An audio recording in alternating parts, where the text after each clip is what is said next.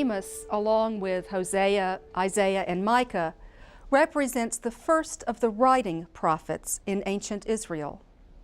As Dr. P. Kyle McCarter Jr. describes here, the writing down of prophecy and poetry was part of a wider 8th century phenomenon occurring elsewhere in the ancient world. Amos's message, although including judgments against the nations surrounding Israel, is directed primarily toward the corruption and injustice within Israelite society.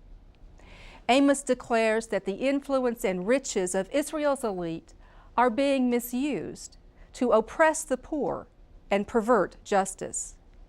Amos warns that if these violations of the divine covenant continue, the future of the nation would be one of destruction and exile. Yet despite the warnings of impending judgment, the book ends with a message of hope.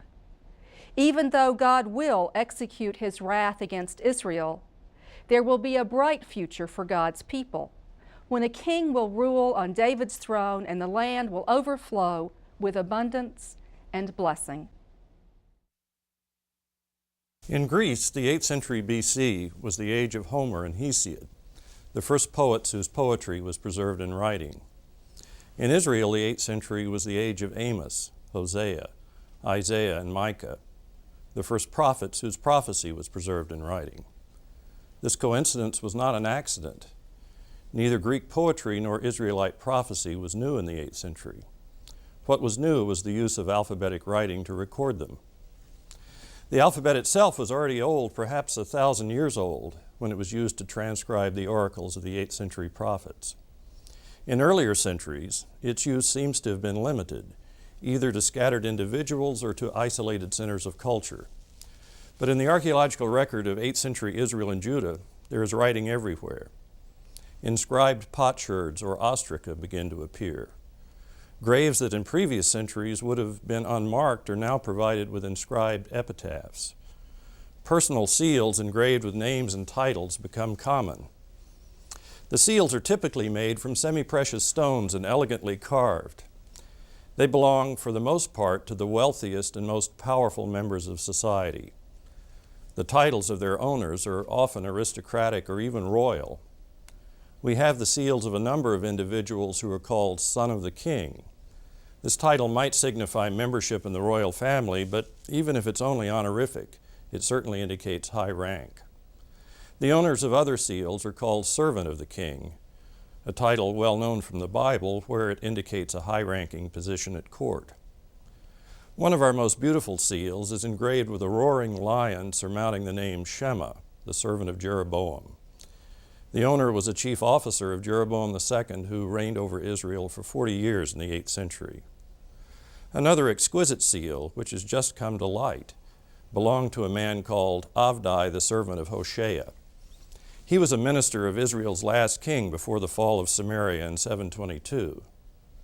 We also have seals with titles indicating noble professions, such as mayor, cupbearer, warden, and of course scribe. The owners of seals of this kind were members of an elite stratum in 8th century society. They were wealthy and privileged. Most were associated with the Israelite court in Samaria or the Judean court in Jerusalem. These people are well known from the Bible. Prophets like Amos and Isaiah mistrusted them, pointing to the social and economic power that was concentrated in their hands and warning of its potential for abuse. Given the high positions held by such people, it may seem surprising that prophetic criticism was tolerated, but it was. As far as we can tell, Amos received no more than a reprimand from Amaziah, who, according to the account in Amos 7, commanded him to leave the royal sanctuary, Bethel, but threatening him with nothing worse. The reluctance of kings and their lieutenants to suppress prophetic speech is sometimes explained as a result of respect for or fear of the authority of the divine word. Even treason might be tolerated in the mouth of God's representative. Probably there's truth in this line of reasoning, but we should also remember that the monarchy was never so deeply rooted in Israel and Judah that it could exercise absolute or arbitrary power. The Central Hill Country was traditionally rural, a land of Bedouin and village farmers. Urbanization and the resulting centralization of power were still relatively recent developments in the 8th century. The social stratification that Amos and Isaiah decried was not part of the ancient way of life in the region. When kingship is introduced in the biblical narrative in chapter 8 of 1 Samuel, it's presented in a way that is almost wholly negative, as if the rule of a human king was incompatible with the sovereignty of Israel's divine king. Samuel warns the people that the king they say they want will only exploit them, impressing their children into his service and taking their property for his own use. At this point, the evidence of writing is again useful. Earlier, I mentioned the types of inscribed artifacts that survive from the 8th century: ostraca, gravestones, seals, but not royal monuments. There was no tradition of public inscriptions in the kingdoms of ancient Israel and Judah. We have nothing comparable to the magnificent stela erected in the 9th century BC by Mesha, king of Moab, Judah's eastern neighbor. The famous Siloam tunnel inscription from Jerusalem is not a royal monument intended for public display. It commemorates a project commissioned by King Hezekiah at the end of the 8th century. Hezekiah is not mentioned, and the inscription was carved inside a tunnel underneath the city rather than in a conspicuous public place. It's the inscription of an engineer, not a king, and it's unlikely that this absence of royal inscriptions is an accident of discovery. In contrast to the writing used by Israel's neighbors, there was no formal or monumental Hebrew script, only a cursive script suitable for producing ostraca and graffiti, but not for carving elegant stone inscriptions.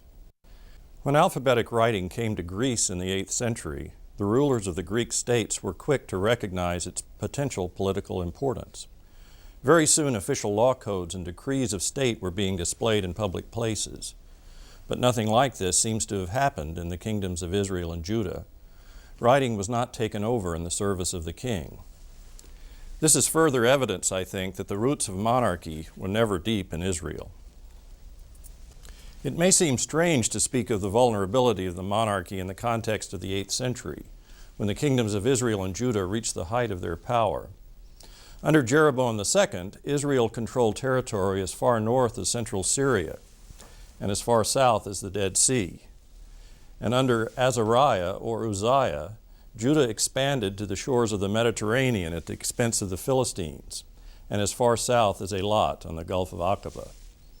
Archaeologists working in strata from this period find the remains of strong fortifications and substantial public buildings, and they find luxury items, like the intricately worked panels of ivory inlay that once adorned the wooden furniture of the wealthy citizens of Samaria. But the prosperity of the mid-8th century was temporary. By the end of the century, Samaria lay in ruins, and the former kingdom of Israel was a province of the Assyrian Empire. Judah was reduced to a tiny state surrounding the capital city, and Jerusalem itself had barely survived the siege of Sennacherib. Despite their power and prosperity, the 8th century kingdoms of Israel and Judah were not strong enough to resist the onslaught of the Assyrian Empire, especially after Tiglath-Pileser III seized power in 745 and reorganized its administrative infrastructure. The historian is fully justified in citing this as the cause of the 8th century collapse of Israel. But this was not Amos's point of view. Like Isaiah, he saw the Assyrian army as the agent of destruction, but not the cause. He understood the coming destruction as God's punishment of Israel. God's anger was directed at the wealthy elite of Israel, those who lie on beds of ivory.